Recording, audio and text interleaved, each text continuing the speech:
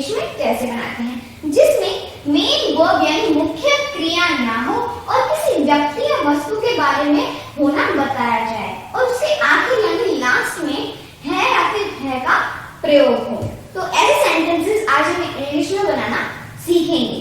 Okay, structure number 1 का simple आपको पता ही है कि एक सेंटेंस होता है, तो उसमें सबसे पहले हम रूल्स देख लेते हैं। सबसे पहले उसमें लगता है देयर, फिर लगता है इज आर प्लस क्या प्लस कहां के उत्तर। अब आप सोच रहे होंगे कि इज आर दोनों लगते हैं, नहीं, इज भी अलग लगता है, आर भी अलग लगता है। इस कब लगता है तब एक वचन हो, तब एक हो तब लगता है इज, और आर तब लगता है तब एक से ज्यादा यानी बहुवचन हो तब लगता है आर। एक और बात, इस तभी लगता है जब अनकाउंटेबल चीजें हो, जैसे water, milk, butter milk, wheat, इस तरीके से। ओके, तब लगता है आर, सॉरी इज, हमेशा हम उसमें इज का ही प्रयोग करेंगे।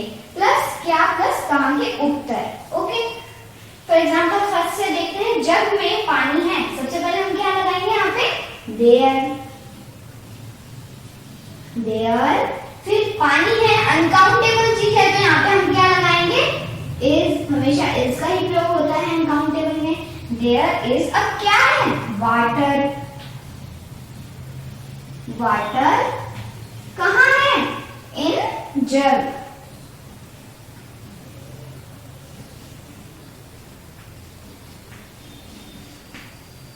ओके, सेकंड देखते हैं, मुंह में दांत हैं, सबसे पहले हम यहाँ पे क्या लगाएंगे देयर। मैं आपको एक बात और बता दूं, ये सब सिंपल सेंटेंस है और ये भी रूल्स हैं जो सिंपल के हैं।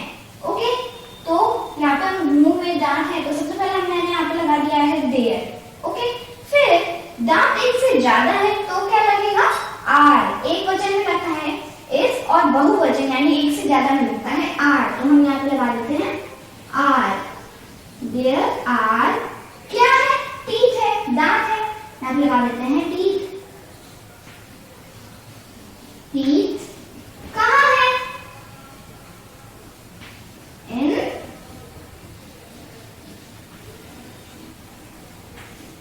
माउथ। फोर्थ देखते हैं, जेब में 5 रुपए हैं। ओके, तो सबसे पहले हम यहाँ पे क्या लगाएंगे देयर, देयर हमने यहाँ पे लगा दिया। फिर 5 रुपए एक से ज्यादा है तो हम यहाँ पे क्या लगाएंगे आर, देयर आर। फिर क्या लगेंगे, क्या है 5 रुपीज, तो हम यहाँ पे क्या लिखेंगे 5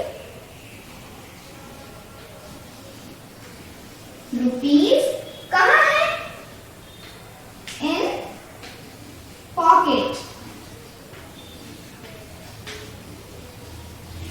इन पॉकेट। ओके, फोर्थ देखते हैं, एक लड़का है, सबसे पहले हम यहाँ पे लगाएंगे देयर, फिर एक है लड़का तो यहाँ पे हम किस चीज का यूज करेंगे इज का। देयर इज क्या चीज है, क्या है अ बॉय।